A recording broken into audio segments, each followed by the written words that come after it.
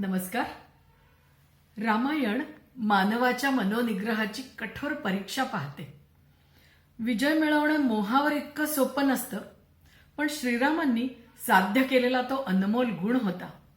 म्हणूनच भरतानं इतक्या विनवण्या करूनही रामांनी त्यास ठाम नकार दिला आणि अयोध्येच्या राज्याचा त्याग करून ते लक्ष्मण आणि सीतेसह वनाकडे वाटचाल सुरू केली. त्यांनी वाटेत ठिकठिकाणी भेटलेल्या ऋषीमुनींच्या अडीअडचणी सोडवत, कधी त्यांच्या आश्रमामध्ये विश्राम करत, तर कधी स्वतंत्रपणे पर्णकुटी बांधून राम, सीता आणि लक्ष्मण यांचे वनवासातले दिवस हळूहळू पुढे चालले होते.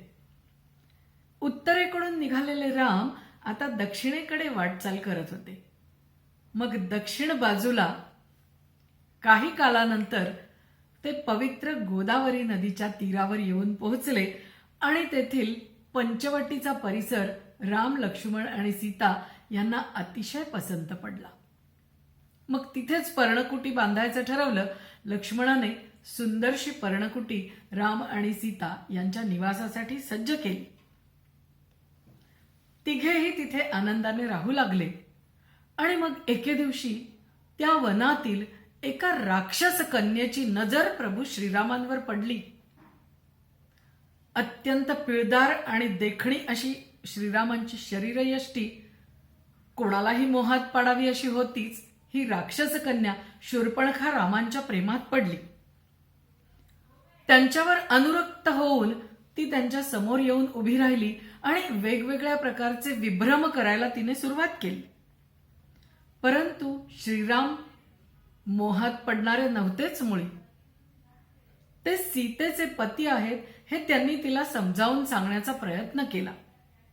श्रीराम आपल्याला बधत नाहीत आणि सीतेवरून त्यांची नजर दुसरीकडे हटत नाही हे बघून ती राक्षसी खरं तर संतापली होती. पण तिने वेगवेगळ्या प्रकारचे अंगविक्षेप श्रीरामांसमोर करायला सुरुवात केली आणि ती जास्तीत जास्त त्यांनी मोहात पडावे यासाठी सर्व प्रकारचे प्रयत्न करू लागले. राम अत्यंत संतापले होते. त्यांनी तिला सांगितले की मी एक पत्नीव्रती आहे, परंतु तरीही शूर्पणखा काही बधेना आणि तिचे विभ्रम करायची ती थांबेना. राम अजिबात लक्ष देत नाहीत हे लक्षात आल्यावर शूर्पणखेने लक्ष्मणावरही आपले मोहजाल टाकण्याचा प्रयत्न केला. परंतु तिच्या कुठल्याही प्रकारच्या विभ्रमांना लक्ष्मणानेही दाद दिली नाही. जोपर्यंत सीता आहे तोपर्यंत राम आपल्याकडे आकृष्ट होणार नाहीत अशा विकृत विचारानं तिने सीतेचा नाश करायचा, सीतेला संपवून टाकण्याचा विचार केला आणि ती संतापाने सीतेला मारण्यासाठी पुढे धावून जाऊ लागली. ते पाहताच रामांनी आज्ञा केली आणि लक्ष्मणाने एका बाणाने शूर्पणखेचे नाक कापून टाकले. त्या क्षणी तिला भयंकर वेदना होऊ लागल्या. ती किंकाळ्या फोडू लागली आणि तिच्या किंकाळ्यांचा आवाज वनामध्ये पसरताच त्याच वनामध्ये निवास करत असलेले तिचे बंधुद्वय खर आणि दूषण आपल्या सैन्यासह धावून आले. श्रीराम आणि लक्ष्मण या दोघांनीच खर दूषणाचा त्याच्या सैन्यासह संपूर्ण नायनाट केला, संहार केला. ते पाहताच शूर्पणखा पळत सुटली ती थेट लंकेपर्यंत. लंकाधिपती रावण हा तिचा बंधू, त्याच्या समोर ती जाऊन उभी राहिली आणि नाक कापली गेलेली शूर्पणखा आपली बहीण बघून रावण आश्चर्यचकित झाला. त्याने काही विचारायच्या आतच शूर्पणखेने जोर जोरात रडत त्याला सगळी कहाणी सांगायला सुरुवात केली आणि त्याच्या मनामध्ये सूडाचा अग्नी पेटवला. ती मोठमोठ्याने ओरडायला लागली, विरूप जाहली शूर्पणखा ही दाशरथीची कृती, सूड घे त्याचा लंकापती.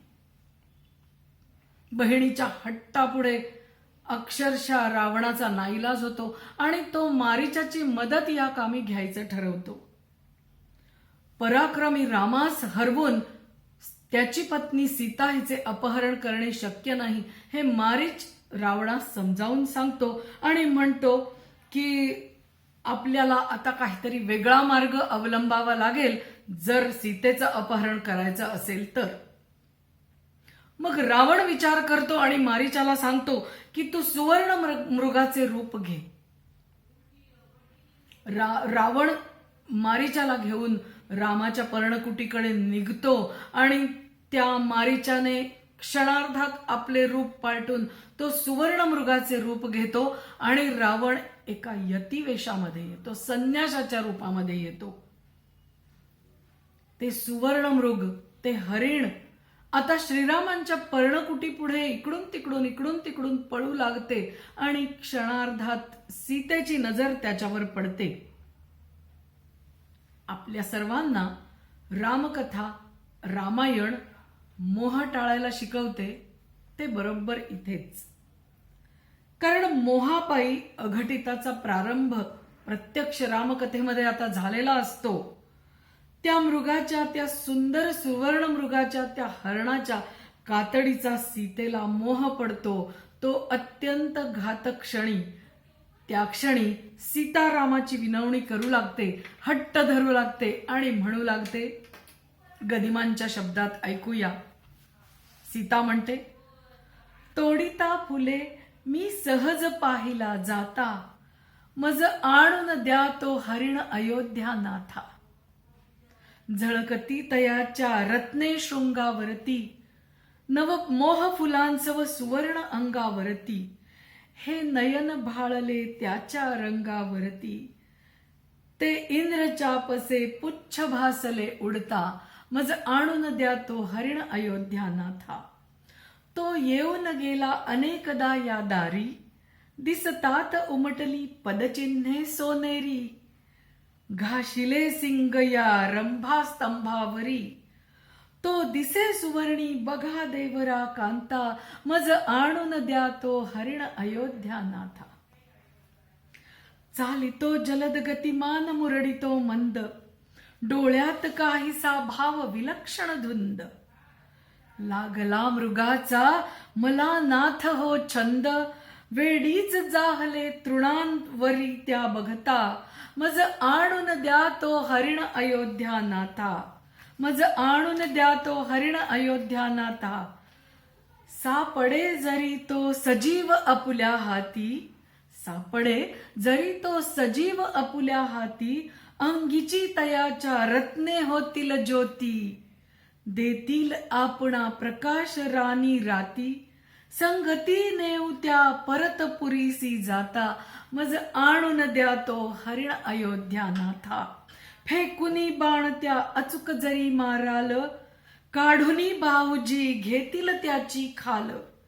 त्या मृगासनी प्रभू इंद्र जसे शोभाल, त्या मृगासनी प्रभू इंद्र जसे शोभाल. तो पहा तिथे तो दूर टेकडी चढता, मज आणून द्या तो हरिण अयोध्या नाथा. तोडिता फुले मी सहज पाहिला जाता, मज आणून द्या तो हरिण अयोध्या नाथा. मज आणून द्या तो हरिण अयोध्या नाथा.